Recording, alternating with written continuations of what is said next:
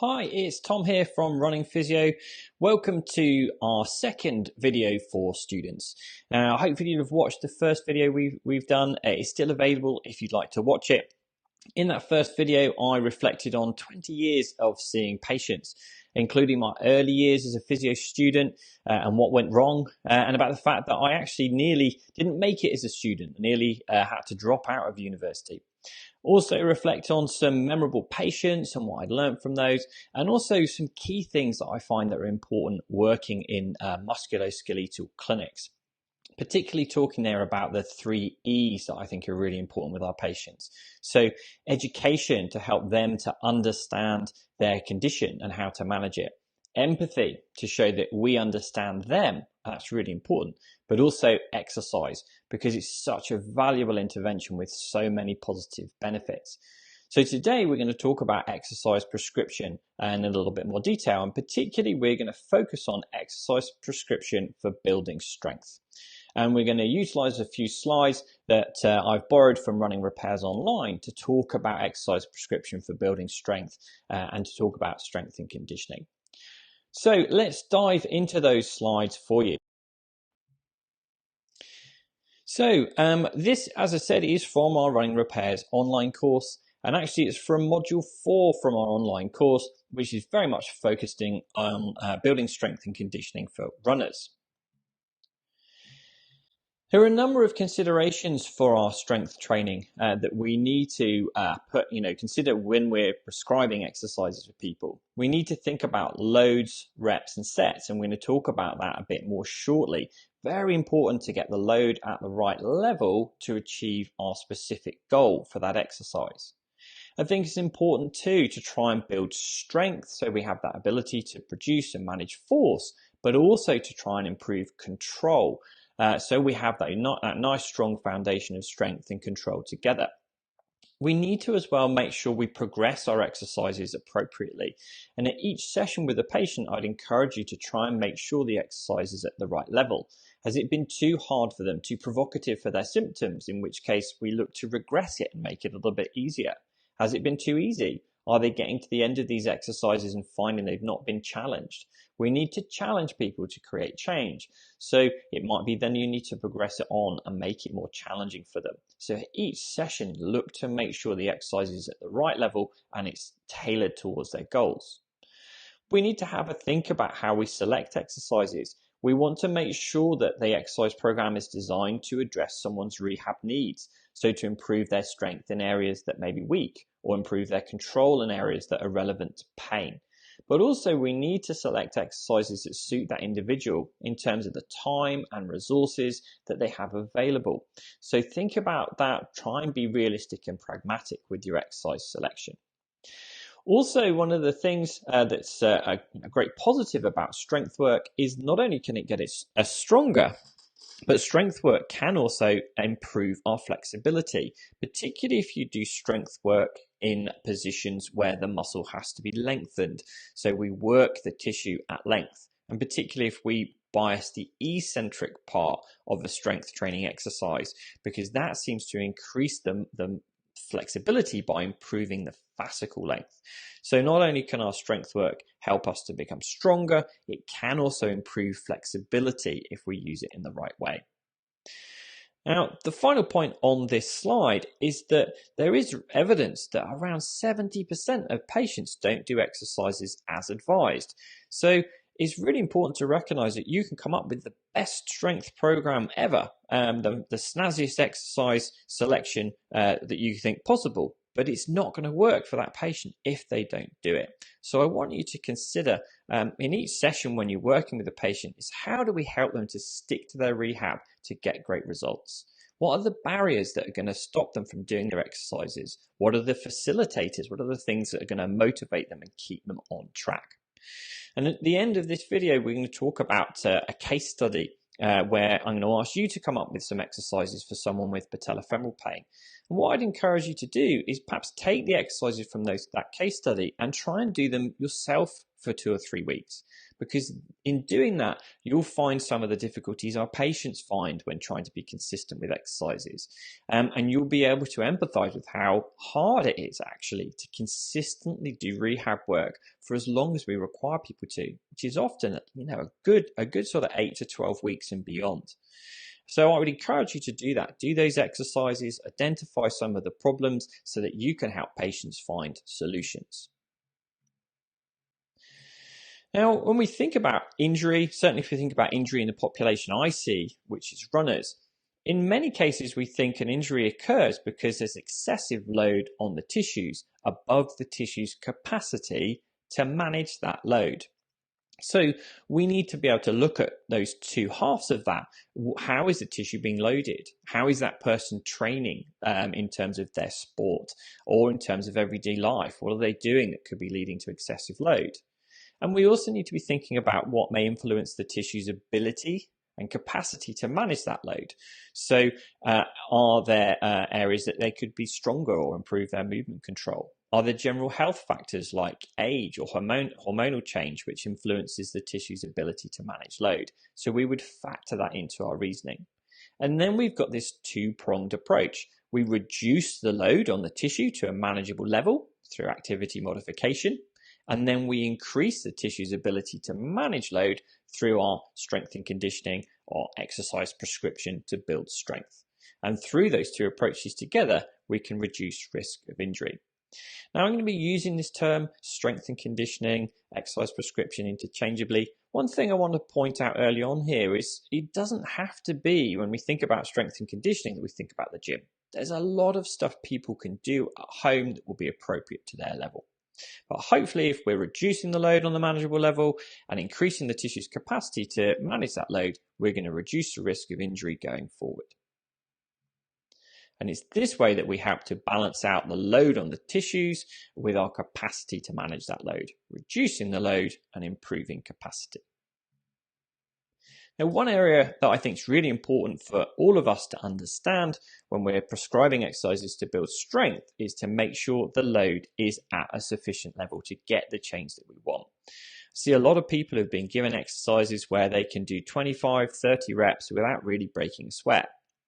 That's not really going to be loaded at a level that's going to create the kind of changes that we want and be optimal for developing strength. So we need to try and make sure we get these exercises at the appropriate level. We load enough to achieve our goals. Now, most of the research in this area is based on healthy individuals, and a lot of it would recommend for building strength that we're lifting between 70 and 80% of our 1 repetition maximum. Now, 1 repetition maximum is a maximum load you can lift just the once with correct technique. So imagine you're using something like the leg press in the gym. The maximum load you can manage to lift just the once is 100 kilograms. That would be your 1 rep max. So it can be 70 to 80% of that, so which would be 70 to 80 kilograms. But the problem is that for many of us, when we're working with patients, they may have very little lifting experience. They may not have the resources, or you may not have the resources where you work to be loading them at 1 repetition maximum. And crucially, most of them present to us with pain. So it's not usually very feasible to assess 1 repetition maximum, certainly in those early sessions. So what seems to help is if we can estimate this 70 to 80% of 1 rep max. And we can do that because there's these estimation charts out there. And we think that if we want to work at about 70% of 1 rep max, that is roughly the same as 12 repetition max, or the maximum load you can lift 12 times. If you want to work at 80% of 1 rep max, this is roughly the same as 8 repetition max, the maximum load you can lift 8 times. So if we put this theory into practice, if we're aiming to work at roughly 70 to 80% of 1 repetition maximum, I would typically do 3 to 4 sets of 8 to 12 reps, but try and ensure that we're working to fatigue within those 8 to 12 reps, so that we're working roughly somewhere between 8 and 12 reps. Roughly somewhere between 8 and 12 rep max.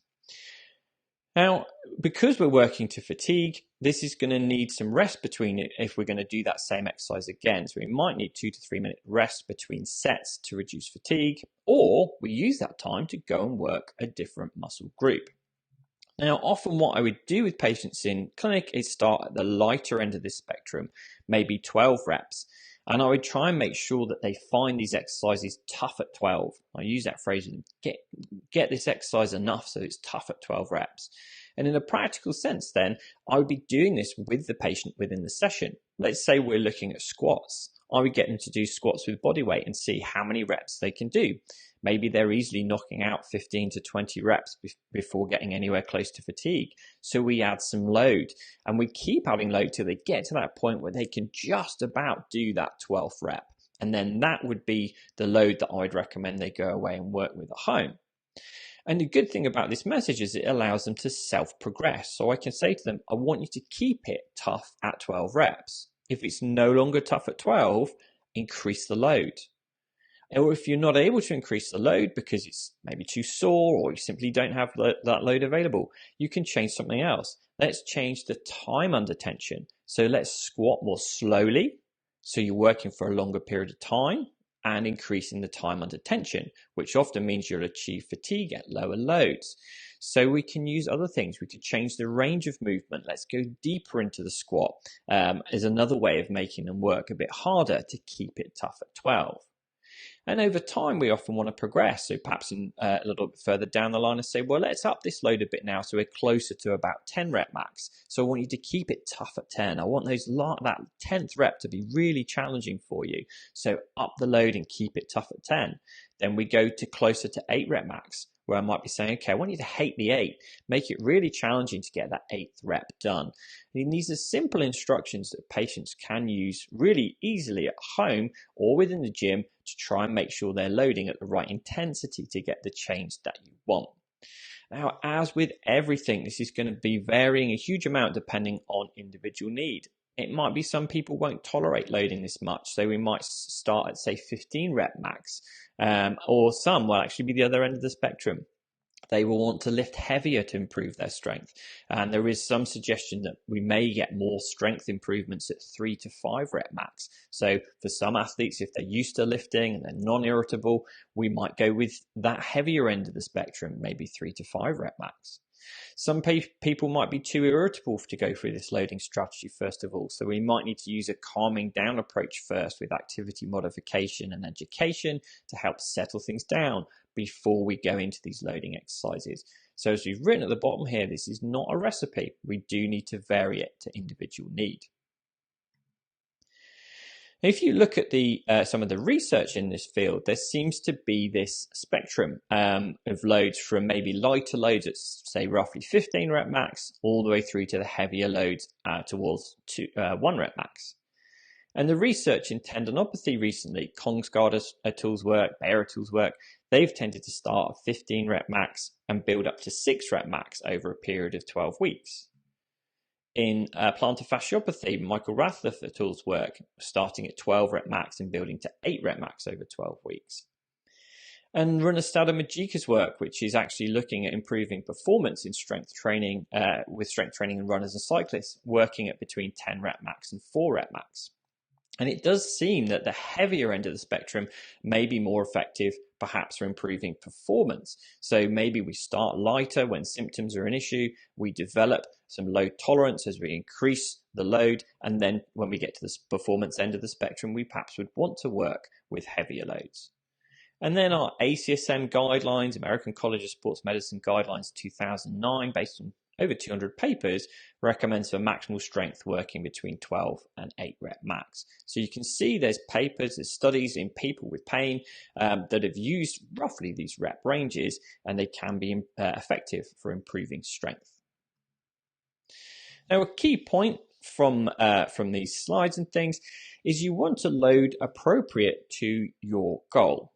If your goal is to build strength, we need to use moderate to heavy load to try and build strength. But we do need to make sure someone's able to control that load and have the technique be at the level that it's going to achieve their goals. However, if our focus is more on building control of a movement, let's say we wanted to improve control of single leg squat, the emphasis shifts away from adding external load and more to improving movement quality. And often that change of control of movement links to try and alter the load on sensitive tissue. So let's say someone has some patelofemoral pain during single leg squat movement. And when you look at that movement, they adduct the hip a lot as they move deeper into a single leg squat. We think that hip adduction may increase patellofemoral joint load. So we might get them to practice it with less hip adduction, maybe moving the knee over the foot a little bit more as a way of improving control to reduce stress on sensitive tissue. Not about demonizing their movement pattern, but simply recognizing that if we change how they move, it may reduce the stress on sensitive tissue and help their pain. Now, the important thing with all of this is we need to have a reasoning process. There's never going to be a recipe. It's about reasoning through how we might adjust things to achieve our goals. And there are a lot of variables that we can alter here, which will help us to tweak and modify these exercises to suit each individual. So we can modify the load, reps, and sets depending on what your goal is, if it's to build strength, hypertrophy, power, etc. We can change the repetition speed, perhaps using a slow repetition speed with a longer time under tension when our focus is building strength or someone needs to help to develop the control during that particular strength exercise. But if we're aiming to build power, we want to move much more rapidly. So we need a much more rapid repetition speed when we get to developing power. We can look at our training frequency. So we think if you're building strength, you would want someone typically to do their exercises around about 3 times a week to build strength, or more potentially. But if you're maintaining strength, as little as once a week loaded at the right level can maintain their strength, which can be quite useful as an ongoing management program going forward. We want to have a reasoning process behind the order of the exercises. Think about how these exercises are going to influence each other. Let's say I want to try and do single leg squat as a control-based exercise, but in that program I also really want to challenge that person's glutes and really work them to fatigue. If I do the glutes work first, that's going to make it much more difficult for them to manage that control exercise because the glutes are going to be fatigued, and that's going to influence control across the hip and also across the pelvis.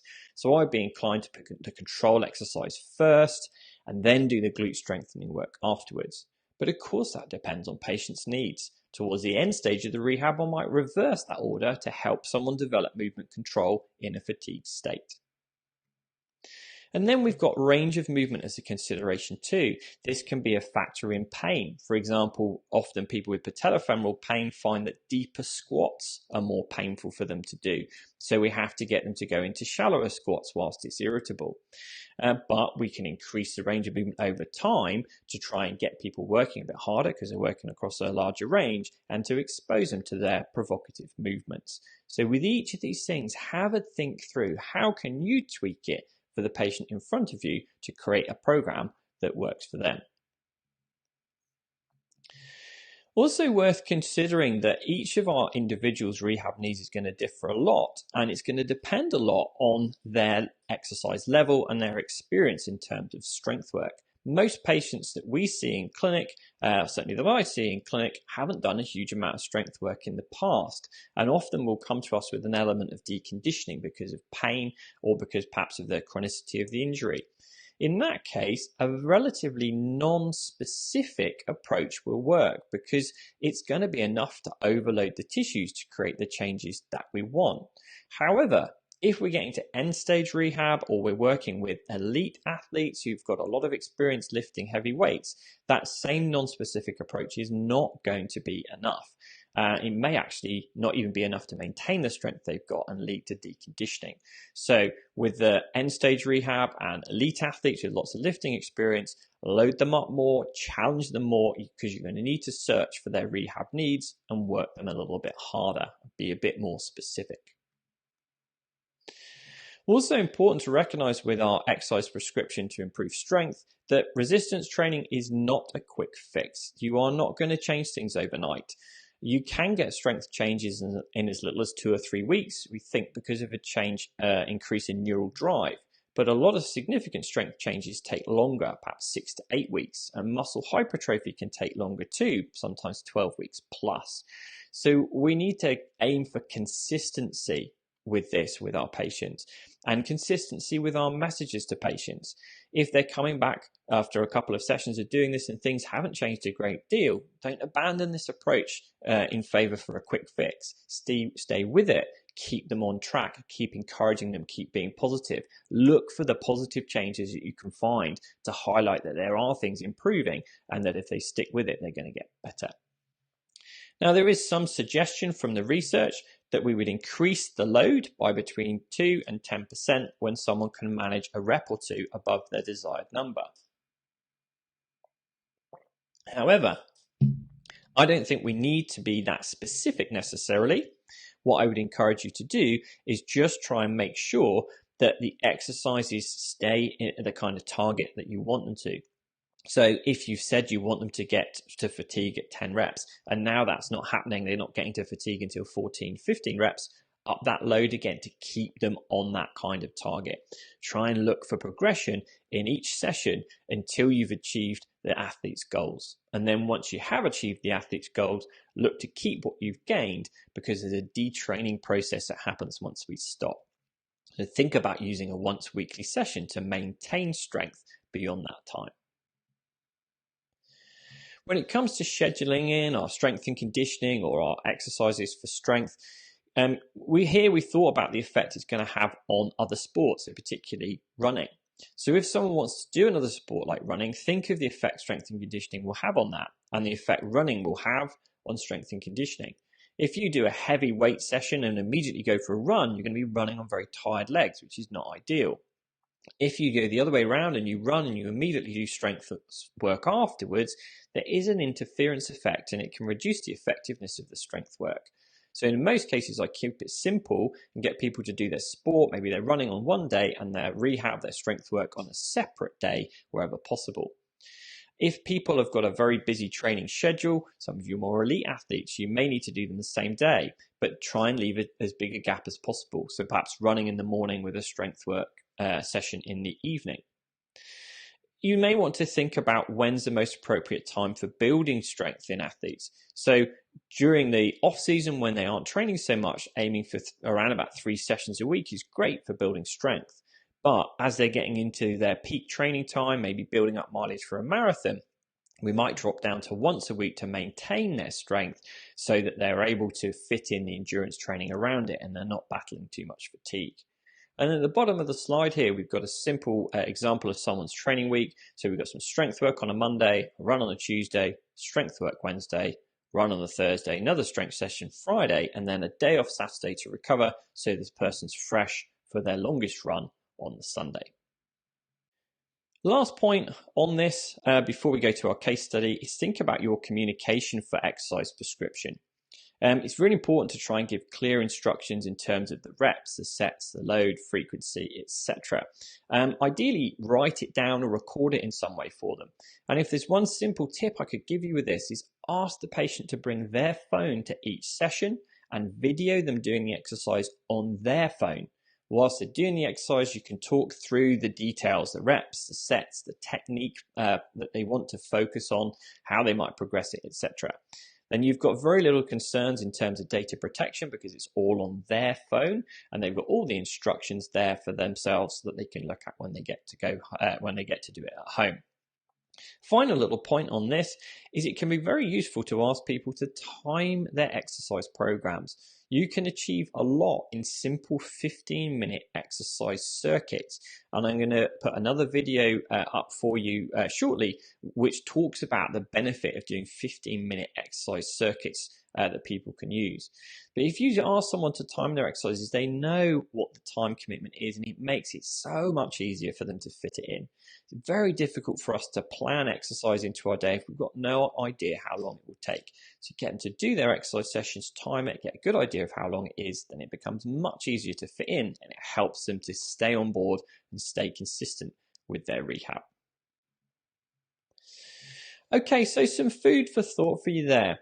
Just to recap, key points to take away then is that we want to try and make sure that we consider the patient's goals for the session and we get the exercises tailored to those goals, that we load enough if we want to create strength changes, that we progress appropriately towards that patient's goals, and that we can adapt the exercises, whether it's based on pain, pathology, or achieving specific things from them. And lastly, for this video, I'd like you to have a think about a case study. And there's no right or wrong answers for this case study. I just want it to be a bit of food for thought for you to try and get you to consider applying some of these principles. So I'd like you to try and design a rehab program for a runner with patelofemoral pain. Have a think, what advice might you give them about their training? What adjustments might they need to make to their training to try and bring it down to a manageable level for them? What assessments might you include in terms of strength and conditioning? How might you assess their strength? Which muscles are going to be important for you to assess in a runner with patelofemoral pain? So have a bit of a think about that. And then I'd like you to plan an exercise program for them. And I'd like you to consider, in this case, a runner that's presenting to you with some gluteal weakness on their painful side, some quads weakness, and some hamstring weakness from your testing. So how might you strengthen the quads, the hamstrings, and the glutes? Think about what you might do in early rehab when they're still quite irritable. What exercises might you use then? How might you adapt them if they're still quite irritable? What can you bring in mid-stage rehab when they're less irritable and a little bit more load tolerant and you want to focus perhaps on really building strength? And what might you do at end stage when the symptoms are pretty much resolved and you want to make sure you address all of their rehab needs? Perhaps you want to bring in things like power and plyometric work. So have a think about this case study. As I said, there's no right or wrong answers here. It's all about a reasoning process. And then if you'd like some feedback on what you've suggested, why not share it on Twitter or Instagram? They're using the hashtag exercise case study. And you can tag me in. I'm at Tom Goom on Twitter and I'm at running.physio on Instagram. So tag us in, I'll give you some feedback. Why not put some exercise videos up or some exercise images if you want? Put some stuff out there and then I'll provide some feedback for you and hopefully then it can be quite a good learning opportunity. And last thing I'm going to say on this today is don't forget to check out the 15-minute video on 15-minute exercise circuits that we're going to include on the student resource page for you as well, where we're going to talk through how you can use simple 15-minute rehab circuits to get great results.